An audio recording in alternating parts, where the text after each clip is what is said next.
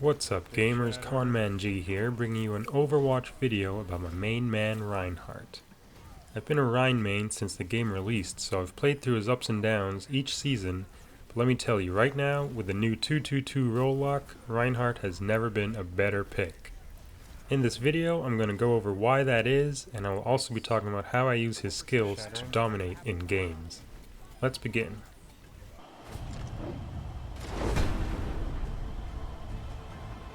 First of all, in this new 2-2-2 role queue, players seem to really want to select characters that complement each other more so than before.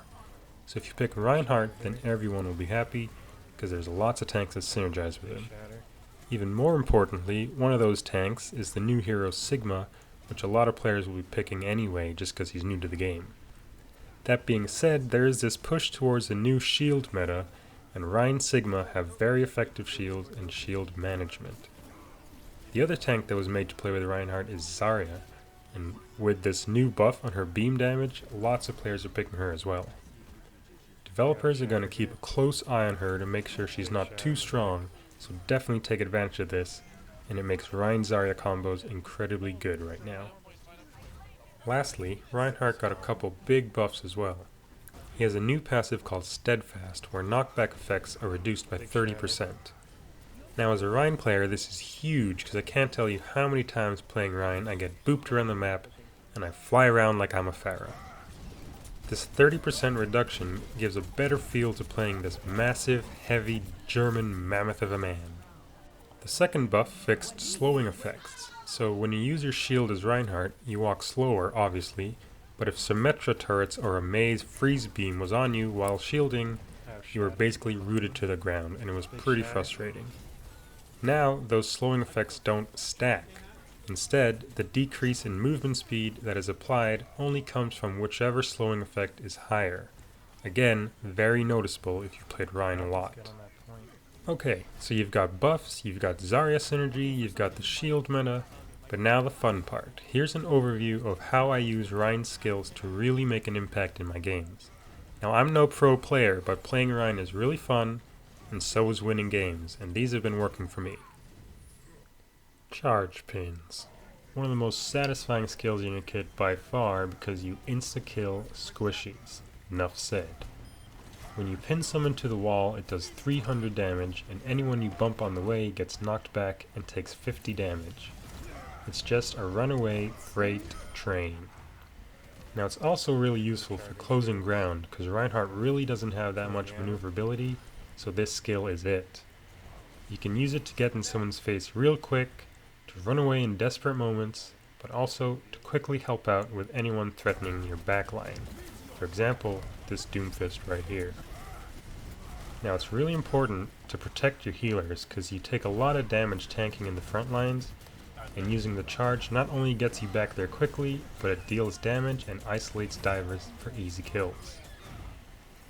It's also an ultimate counter in some cases, like this ulting Bastion who's targeting my Baptiste and then gets hit by a train. Or if you want to be really flashy, this nanoblading Genji who probably went into the fetal position and cried after this pin. Speaking of flashy pins, once you start gaining some game awareness, you can really start reading the enemy movement and land some satisfying pins that they never see coming. Check out some of mine here. Nice low. Get her. Got her. Nice.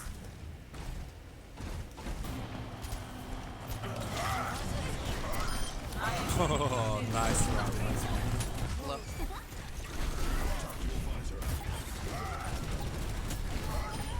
Peekaboo. Nice. Back up, Zarya. I'm back. Time to pick up that hog. Oh, he's dead. down. He's dead. Now, fire strikes are probably one of the underrated skills, but let me tell you, they are incredible.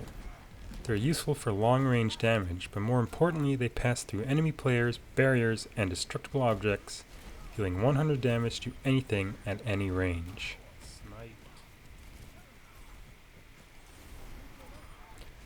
Now, I chose this clip to show you how effective they are with gaining ult charge.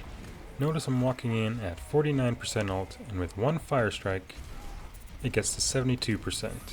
The cooldown is only 6 seconds, so throw in a couple hammer swings, and another fire strike, and well, you have ult.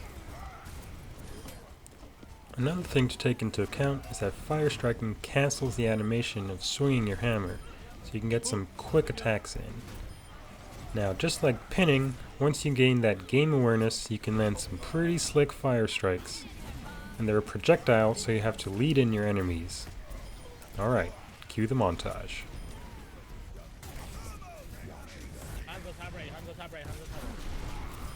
He's dead.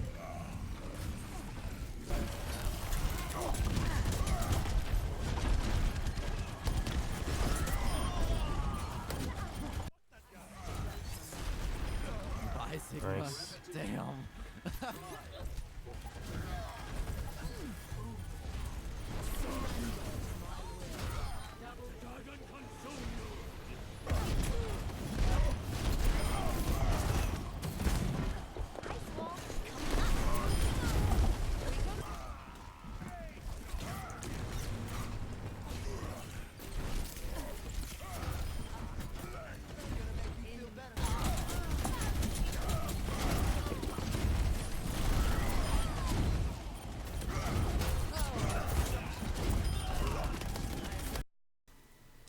Alright, now for the ultimate, where you bring everything together. Earth Shatters are your bread and butter when it comes to swaying a fight or making a huge impact, pun intended. For a lot of this footage, you're going to see the Reinhardt Shatter combo. It involves shattering your enemies, fire striking when they're stunned on the ground, maybe throwing in a hammer swing if necessary, before pinning an enemy.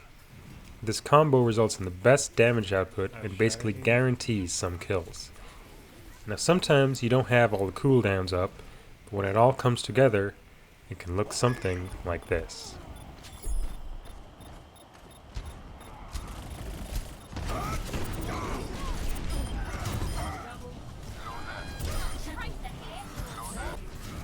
I'm here.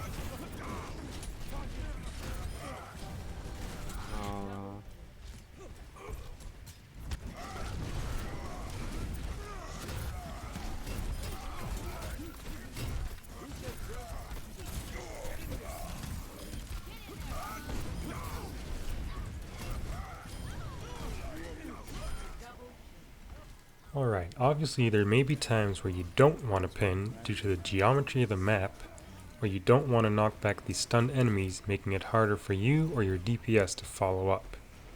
When you get a good stun and everything is on the floor in front of you, it definitely pays off to just swing your hammer and hit them all at once. Alright, we're pushing. Nice job. Here, for example, I somehow managed to shatter through all these shields, but hey, I'm not complaining. But everyone is in a nice clump of stunned bodies, so I just swing away and clean them up. If I decided to pin, then I would have sent all of these guys flying, and it would have been really hard for me and my team to get some damage and some kills in.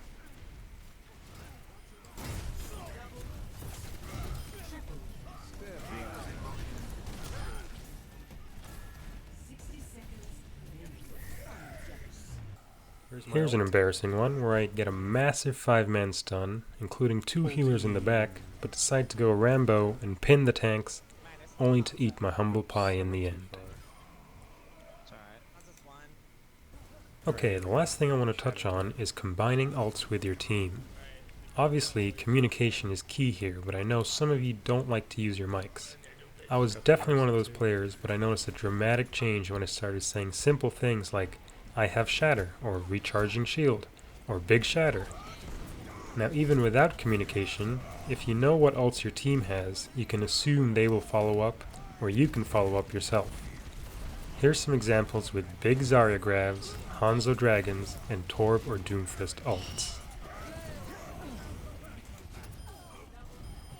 Once you start combining ults with your team, that's when you start seeing massive team wipes and really fun team kills.